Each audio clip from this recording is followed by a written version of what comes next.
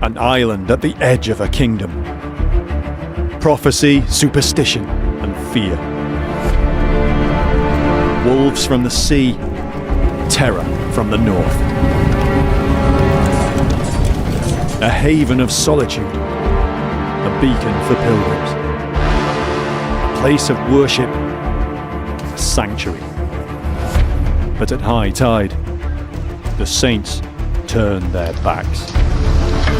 The attack on Lindisfarne was an atrocity. A new peril to the followers of Christ. If you think about it, they could have rung the bell all day and no help was coming. Predators, slavers, plunderers. Why would anybody not have a dragon to guard their treasure? What ruins were left behind by the first Viking raid on Lindisfarne. They didn't care that these were holy men. They didn't care that this was a peaceful place. From rubble and bones, the evidence is now emerging of a time when all of Europe was about to change. 300 years peace had reigned. Now the winds had turned. The dawn of a new age. The dawn of the Viking Age.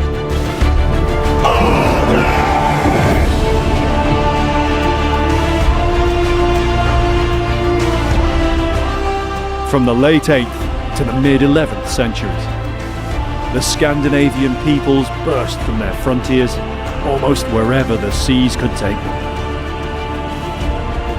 They ranged north to Greenland and the Baltic, eastwards to Russia, Constantinople and the Middle East, westwards across the Atlantic to Newfoundland. Most of all, they voyaged to Europe, to Germany, France, Ireland and Britain.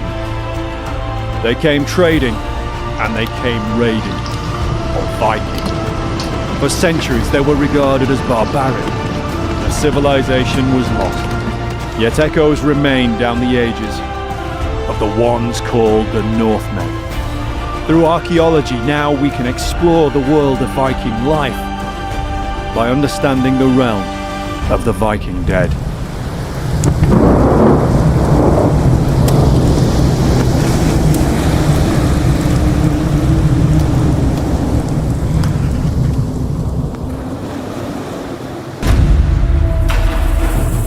The era we know as the Viking Age began on a remote island off the coast of northern Britain. Scandinavian raiders attacked the Northumbrian monastery of Lindisfarne. They killed, looted, and enslaved the peaceful monks. It was an outrage that sent shockwaves through Anglo-Saxon Britain and also across Christian Europe. Never before had such an atrocity happened against the house of God and his children. It was just the beginning. In the decades after, more raids followed, and over the next 2 centuries, the Scandinavian kingdoms in Europe had grown far from their homelands. They're known to us now as Vikings, and their influence is still familiar today. What is it about these people and their period in history that fascinates us? I think the romance of heading out there into the wilds, setting forth across the sea to find fortune. People who would die for honour, people who would die to save their reputations, they had a system of values which is very different to our own. Here are these people that come around, do what they want, take what they want, enjoy themselves to the maximum, and then just disappear and sail into the sunset. Even for historians and archaeologists, it's still these stereotypes that tend to draw us to the Vikings. We know there was much more to their society and everyday life, yet they still embody something to us, in a way that virtually no other group of people in history does. Where does this deep appeal lie? I think it's partly that they embody qualities that we might like to have. They're supposed to be adventurous. They travel a lot. They're curious. They have a great imagination. And yet also behind that is a much darker reality, something that I think ought to worry us more than it does. Their violence, their cruelty, the very grim fatalism of their world. They are like us and yet not. Not people to admire, in my view, but my goodness, they're interesting. How did this extraordinary culture come about? And what can we learn about them? Dismissed as they were for many years as mere barbarians. To find out how the Viking world began, what can we discover of that one fated day on the Northumbrian coast, when a new page in history was created, for good or bad, after the first Viking raid on Lindisfarne?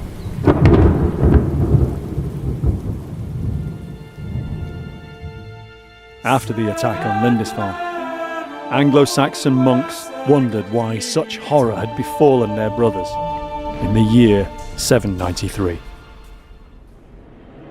In this year, dire portents appeared in the sky over Northumbria and sorely frightened the people. They consisted of immense whirlwinds, and flashes of lightning and fiery dragons were seen flying in the air. Warnings of this calamity in unusual happenings or strange conduct.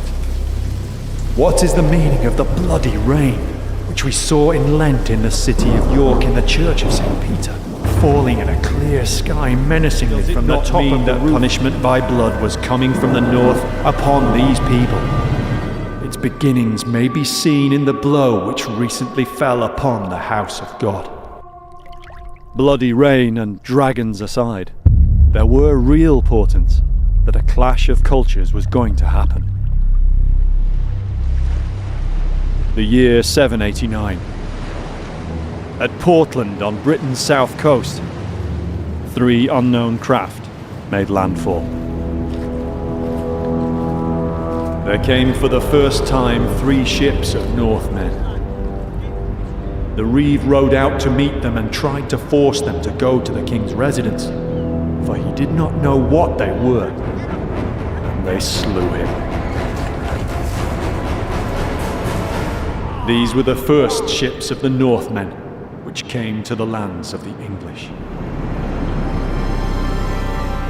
Just a few years later, in 792, Offa, ruler of the powerful Anglo-Saxon kingdom of Mercia, ordered the strengthening of defences along the coast of Kent. It seems someone already knew there was a threat out there. Around 200 miles north of Kent, there was no such rebuilding of defences. In fact, the next year, when the Scandinavians attacked, there were no defences at all. More than 1,000 years later, Lindisfarne has hardly changed.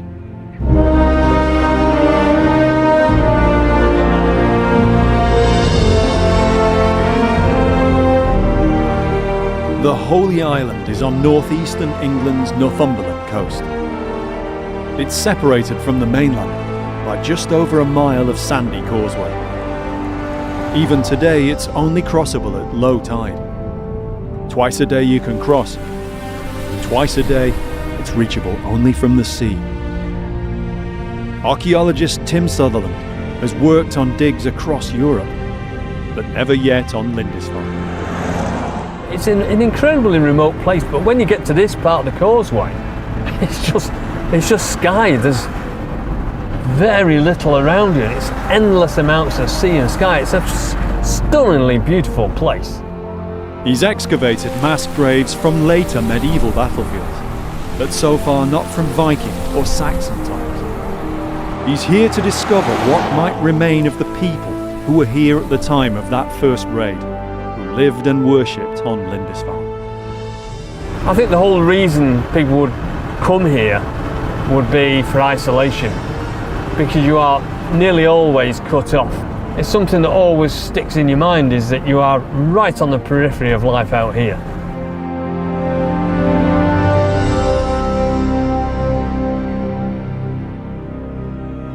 As the name suggests, Holy Island was a hugely important religious centre for the Anglo-Saxons of Northumbria. You can still see the route laid out for pilgrims to cross the causeway in later centuries. A monastery was established on the island in the year 634 by the Irish monk and later saint Aidan.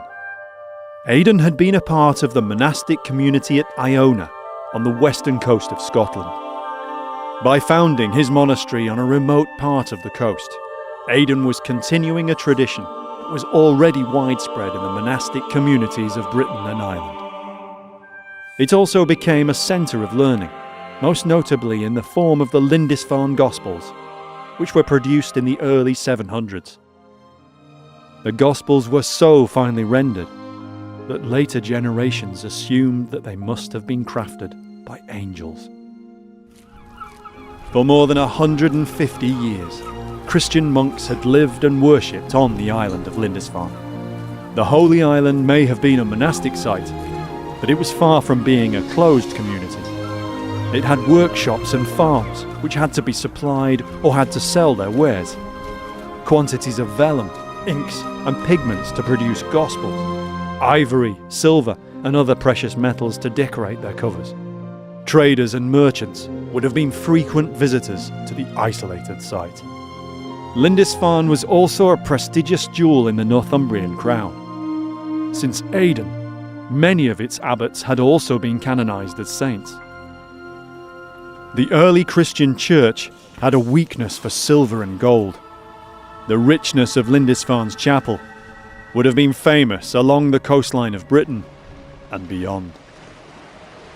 Archaeologist and writer Max Adams has researched the situation in Northumbria at the time of the first Viking raid. Any monastery sitting on the east coast of Britain is a cash machine waiting to be emptied. No wonder then that Scandinavian raiders turned their heads.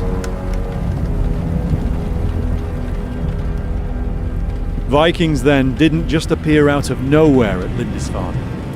Foreign travellers and traders, including Scandinavians, would have been very familiar. They've been wrecking Britain for so long, they know where everything is, and actually now is the time to start going and cashing in on all that knowledge. We don't know why the Scandinavians began raiding, apparently all of a sudden, at the end of the 8th century. It could be that Lindisfarne was just the first major raid that we know about. And in the centuries preceding the Viking Age, questing for treasure was already a part of a storytelling culture. Treasure is guarded by dragons, can only be won by deep cunning, bravery, and any attempt to steal treasure will be met with the vengeance of a god. Unlike Scandinavian treasure, the treasures held by the monks, that treasure is not guarded by dragons, it's guarded by prematurely balding men dressed in monks' habits, not carrying swords, with no combat training at all. There certainly were no pagan dragons, nor even armed guards here. Holy Island's monks trusted only to the protection of the saints. Imagine the Scandinavian raiders' point of view. Why would anybody not have a dragon to guard their treasure? On the 8th of January, the raiding of heathen men miserably devastated God's church in Lindisfarne Island by looting and slaughter.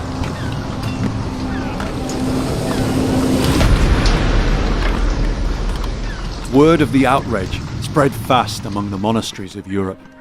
We know hints of what happened from a letter written by a monk named Alcuin, who wrote to Higbald, abbot of Lindisfarne, who survived. Your tragic sufferings daily bring me sorrow, since the pagans have desecrated God's sanctuary, shed the blood of the saints around the altar, laid waste the house of our hope, trampled the bodies of the saints like dung in the street.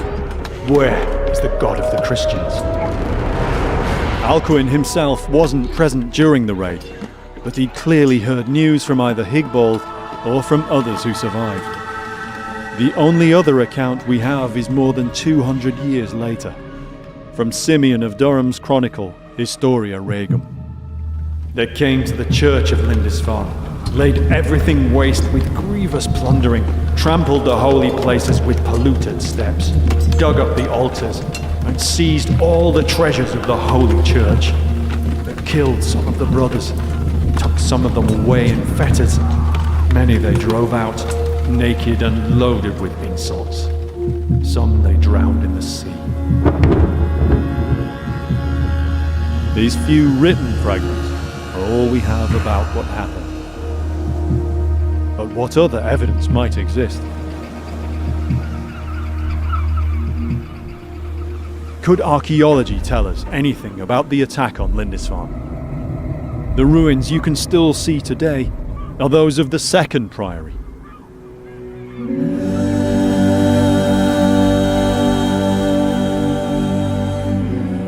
Abandoned after the Reformation in the 16th century, this building replaced the original priory that the Vikings supposedly damaged or destroyed. We don't know. Those original remains have been lost and forgotten for centuries. But now archaeologists are doing their best to find them again. As soon as you read about the Viking period, we're drawn straight into Lindisfarne. But archaeologically, this is such an undiscovered place. There are archaeological excavations in this iconic place that will really lead us into the way forward in terms of our research into the Viking period. There's nothing left on the surface now from the Anglo-Saxon priory. Yet over the years, some clues have been found.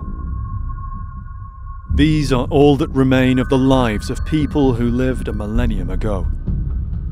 Grave markers of the Anglo-Saxon people, perhaps even some of the monks, who lived here around the time the Vikings came. But there's one stone that's different. It was found in the early 20th century, and it seems to carry an echo of the terrible events at Lindisfarne in 793. It seems to depict Viking warriors, clad in armour, carrying axes and swords, and it became known as the Doomsday Stone. You see these warriors with their axes. It's so easy to interpret that as the Viking raid on Lindisfarne. But you can't carbon date stone, and the context of its finding is lost, so it's not known if it's from the time of the raid. It could be earlier or later.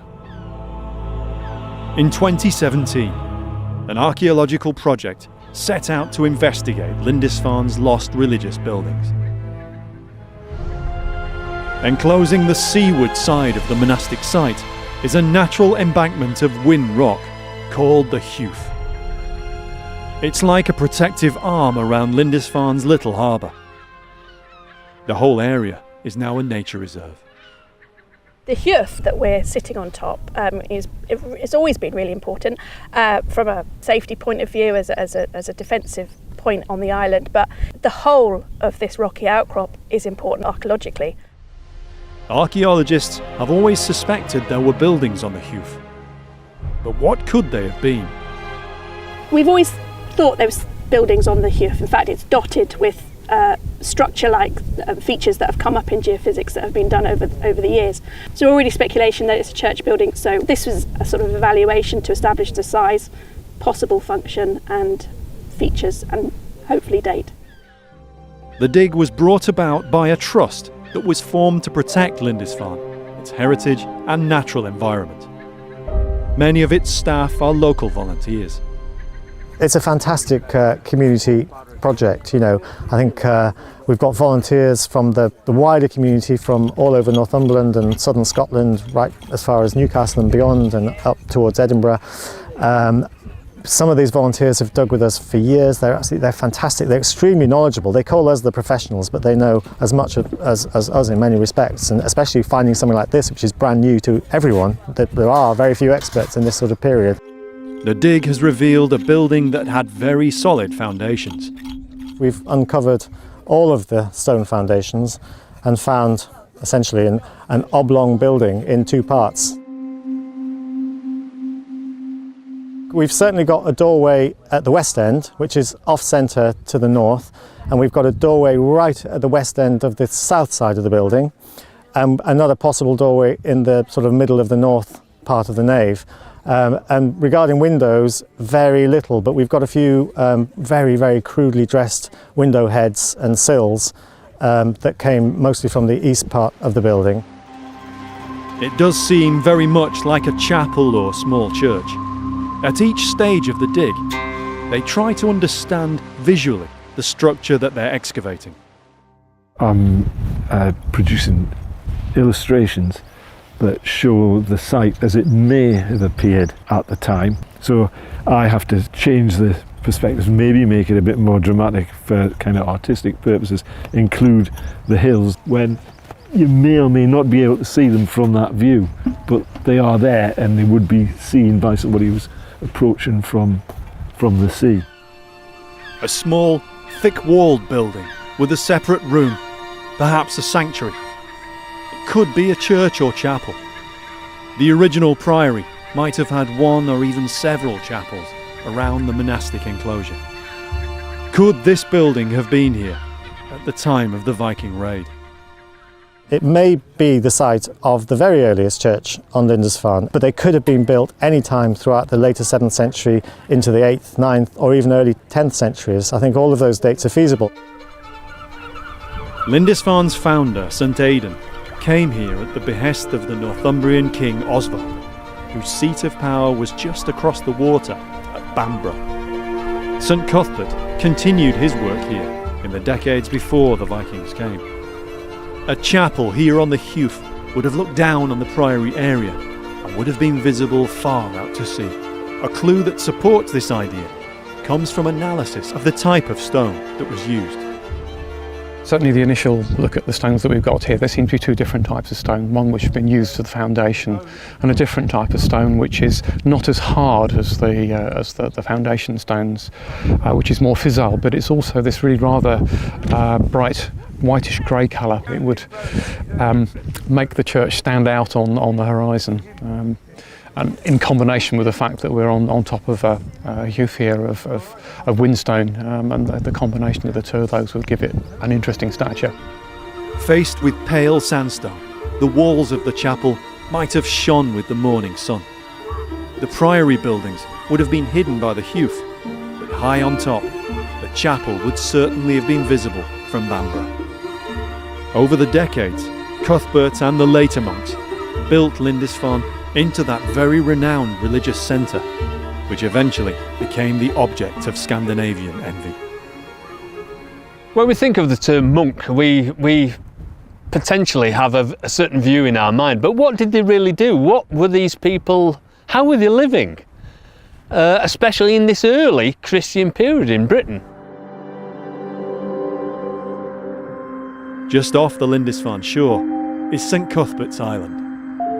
It's one of the places he lived to seek seclusion, even here. It's said that his dwelling had walls so high that all he could see was the sky. Chris Monk is an expert in Anglo-Saxon Christian religion. Yeah, I think when you just walking over here today, when we saw some people walking barefoot across the stones obviously this place even today inspires people on some form of pilgrimage, whatever the motive is behind doing that. Even probably people that aren't particularly religious feel an affinity with a place like this.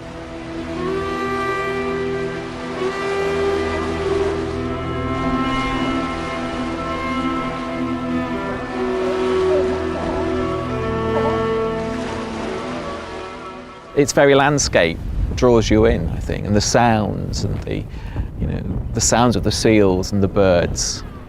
People from all kinds of backgrounds might have been part of this monastic community. In the decades after Cuthbert and before the raid in 793, there were people that would retire to the monastic life.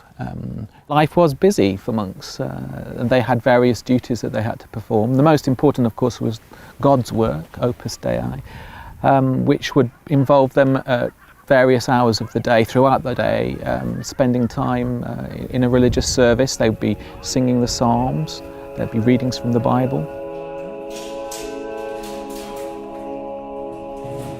But they also had and were expected, each one, to carry out some kind of manual labour. So that might be milking the cows, making ale, maybe working in one of the workshops, metalwork, for example. I can imagine the brothers helping out with the fishing and the cockling and helping with the nets. You could imagine that. And really, although all of the brothers were expected to engage to some degree in this kind of work, it would vary perhaps to do with their seniority. So a senior monk, one that had been in the monastery for some time, may well have some special duties, perhaps to do with reproducing biblical texts, working in the scriptorium, and that would be their manual labour, because it would have a physical aspect to it. It's back-breaking work, eye-straining work. You know, they may well be involved also in preparing the vellum. Also, the brothers were of all ages here. Yeah, one of the things that people often don't realise is that part of the monastic community were children. There were young children as young as 7 who were oblates, that were brought by their parents to be dedicated to the monastic life, and they would be trained up and eventually become novices and then become full-blown monks. They'd learn Latin, and they'd learn to write, and they'd gradually develop the skills. These were the kinds of people who were present when the world turned upside down and the raiders came to Lindisfarne. Hard-working, learned, earnest people, including children. All of them defenceless.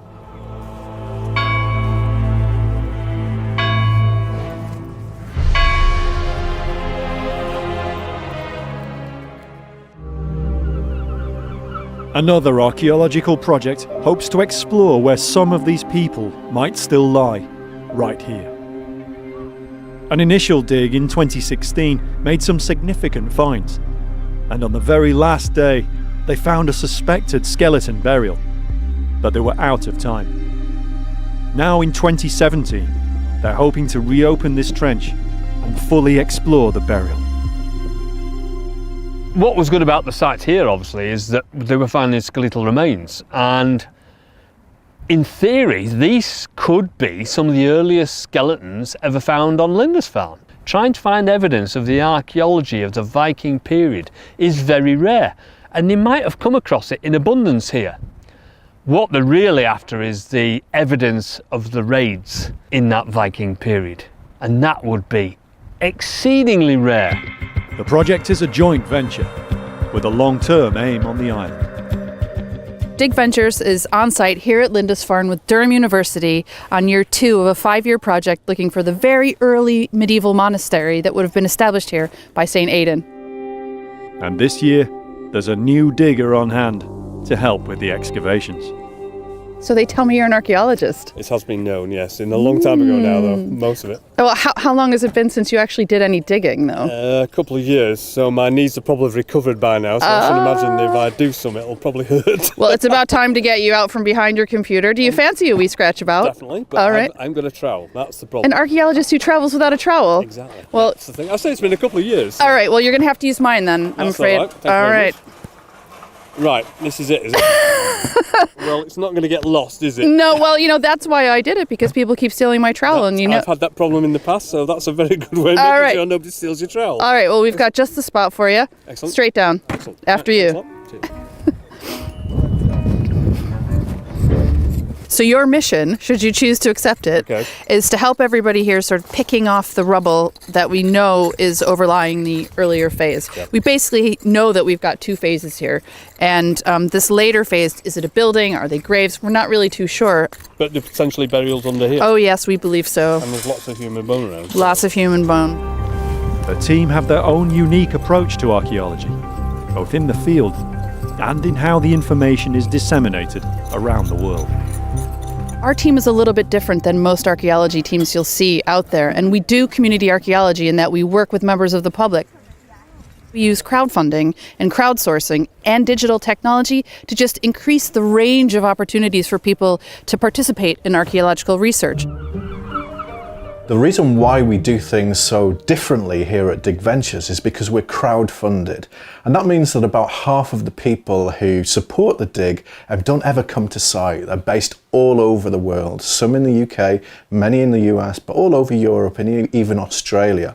So it's vitally important that the material that we excavate, the finds that we discover, and all the context records that we make get published instantly, and they can share in the joy of discovery, just as we are in the trenches. Just keep on scrolling. Cool. We've seen many of the team recording out there using their smartphones or iPads of the skeletal remains that they're discovering. Well, just as soon as that material is recorded on the iPad, whether photos are taken on there or whether they've written little notes in there, well, that goes straight onto a dedicated website on our main website, a Lindisfarne microsite. It's called Digital Dig Team. And in that you'll be able to see how those artifacts relate to other things that have been found. And it means that we can also make 3D models as well, so that people can see exactly what it is that we've got, almost as though they were holding it in their own hands.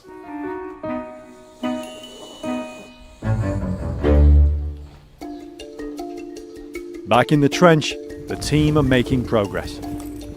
As the dig goes on, it's becoming more apparent how this part of the priory grounds has changed over the centuries. This would have been probably open fields, and there would have been very little stone around, and it might have been cultivated. And then what happens is that they have the monastic buildings behind, or some religious structure, and then they need a burial ground. So you go and put the burials near your structure, your church or your chapel, and then of course you need more burial ground, so you slowly move out into the fields. And it's just like a lot of village chapels. They start off as a very small area, may even be something very quite private or insular, and then eventually the monastic or the religious buildings need more space as well, so they start moving out, and of course eventually they consume the burial area. But then as the decades and centuries go by, these buildings are in turn demolished and the area levelled. And as it seems happened here, they then reverted to use as farmland. The burials underneath it start getting disturbed, and then so the tops of the burials start crumbling off and bits of bone start poking out the surface. And so at the surface it looks like a complete mash of stone and bone and all sorts of different things going on. So you've got to try and make some sort of sense of it. Slowly as you go down and down, you get less and less rubble, less and less disturbed material, until you come down to the original structures, the foundations and the original burials. And these original burials are now starting to emerge. And just here, we're starting to get the bottom end of a skeleton. So we've got a pair of parallel leg bones just coming through. Then we've got our pelvis, and it looks like the hands are crossed over the pelvis. And that's really the first bit of articulated skeleton we've got. Everywhere we dig, we've got bits of human bone. So we've got skull, long bones all over the place. So to actually find proper skeleton, roughly the right alignment for a Christian burial is absolutely perfect, just what we wanted. Couldn't ask for more right now. After we finished a dig last year, we got some carbon-14 dating on the bones we'd found, and we had 3 dates and they all came back as early medieval period, not later. So I'm happy that everything we're getting now, this is part of the early medieval cemetery, absolutely. There's no way to be certain exactly when these people lived, but it's possible they were here in the earliest days of the monastery. Perhaps they even worshipped in the chapel up on the Hoof. These are probably the guys who were certainly familiar with the things like the creation of the Lindisfarne Gospels. These are guys who would have either, if they hadn't known Cuthbert in person, they would have known other people who would have known St Cuthbert. These may have been the first people who saw Viking boats arriving across the seas, coming out of the mist. So yeah, they are part of the period when Lindisfarne, as an Anglo-Saxon monastery, was absolutely at its height. discovery of the skeletons has made the project a real success, although the hard work of conservation and analysis is all still to come. Some of the people buried here might have heard stories of that first raid on Lindisfarne, or have known others who survived, or they might have been unlucky enough to have borne witness themselves. Well, it is impossible to be on site here at Lindisfarne without wondering, as you look around the area, where was it? Where did they pull up their boats? You know, what would the place have been when the monks realized that their life was about to change irrevocably and the Viking Age was about to kick off in what is now England? So, you know, we feel it constantly, and particularly moments like we're having on site where there's so much human remains come up. What can we know about how the raid happened? The raiders must have come at high tide, when they could get their boats right up to the island, and when the island was cut off from help, even from the major Northumbrian fortress at Bamborough, just 4 miles away across the bay. Archaeologist Graham Young has spent more than a decade excavating and studying Bamborough and its rich archaeology from Saxon and later Viking times. It's hard to imagine that you're going to get into the awkward harbour at Lindisfarne anything other than a clear day. So you have to come around via the south part of the island to get into the harbour. You would have been in plain sight of the fortress throughout that voyage. Presumably initially thought of as an unusual merchant set of vessels. Probably it took many hours to find out that there's anything untoward happening. But it would have happened and unfolded right in front of them, even if they weren't fully aware of what was happening initially.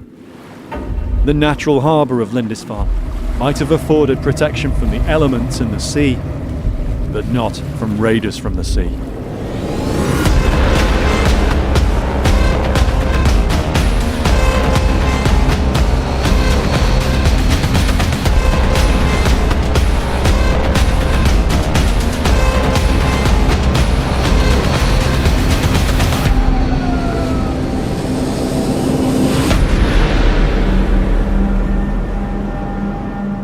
You can really see how much the landscape has changed around here. Down there we've got the old harbour area and the raised beach, and up here we've got the elevated piece of ground which has obviously been added to over the years until we've got this nice plateau on which everything's been built. Early on, before all this dried up, you could have got ships very close inland, which means the raiders could have come straight into it, done their work and been out and gone before anybody really realised what had happened. Who knows how quickly the alarm was raised, if at all. We know from modern society that the people most likely to do you harm are people you already know. You let them in. There is a possibility that these people already have a relationship with Lindisfarne. They may be on their annual visit to Lindisfarne, for all we know, and it may be that they're trading and the deal goes wrong. It's perfectly plausible. It may not be malice aforethought. It may be just a deal that goes wrong.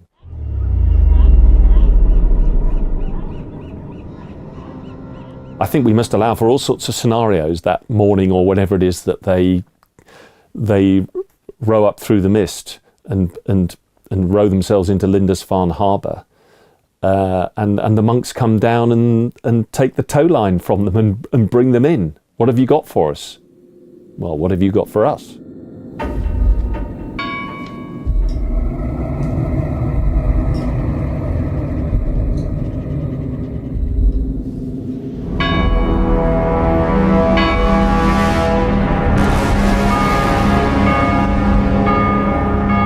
Once you start ringing the bell, no help is coming. You're completely cut off. And you might as well be on Mars, because the nearest help is over in Bamborough, and they're too far away. Alcuin the monk suspected the raid was due to the brothers of Lindisfarne becoming too lax in their worship.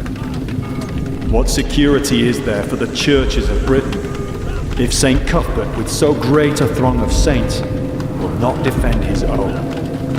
Either this is the beginning of greater grief, or the sins of those who live there have brought it upon themselves. With his deeply Christian mindset, Alcuin saw the raid as God's wrath visited on his own people by the heathen Vikings.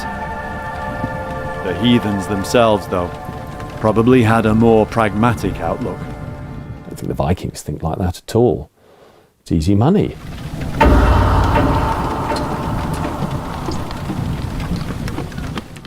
Some of the brothers, if they were perhaps out and about, may have rushed back to the inner sanctum, to the church, to the altar, to either protect what was there or to get protection for themselves as well. We know from what Alcuin writes that blood was shed around the altar. The blood of the saints was trampled on like manure, he says.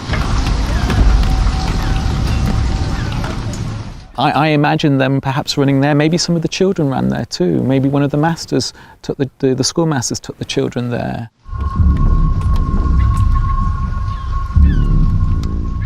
I think perhaps some of the individual monks might have their past history, their involvement in the world might have made them want to take up arms, as it were. Some of them may well have wielded a sword in the past. But monks are not meant to do that. They're meant to love their enemies. It's known from the accounts that when the Vikings came, they took away some of the people here, either for ransom or for sale as slaves. Very likely, among the most lucrative of these captives were the children.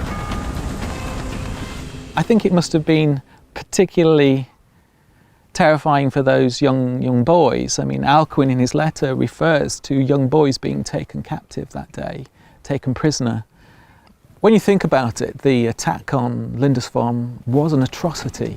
What shocked people was the fact that it must have felt in some way as if God had abandoned them. Still no archaeology has been found which reveals traces of the awful events of the raid on Lindisfarne. No evidence of burnt buildings.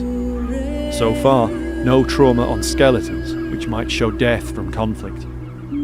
Only the written evidence of the monks betrays the deep scars that were inflicted by the outrage.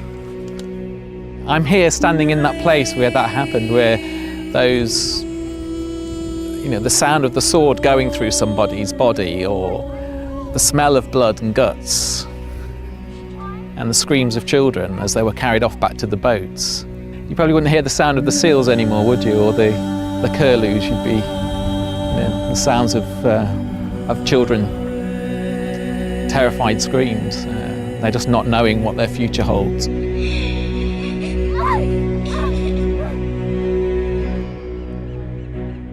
As all these horrendous sounds started to recede as the Vikings went away, the brothers would be left with the sounds as they were before, the sounds of the wind, the sounds of the birds, the sounds of the seals, and they're just left to cope with the aftermath. No one will ever know the fate of all those who were taken, nor how many died. But in 793, a page in history had been turned, and a new age had begun. One thing's for certain, whatever happened here on that day in Lindisfarne, it was just the beginning, because the Vikings were coming.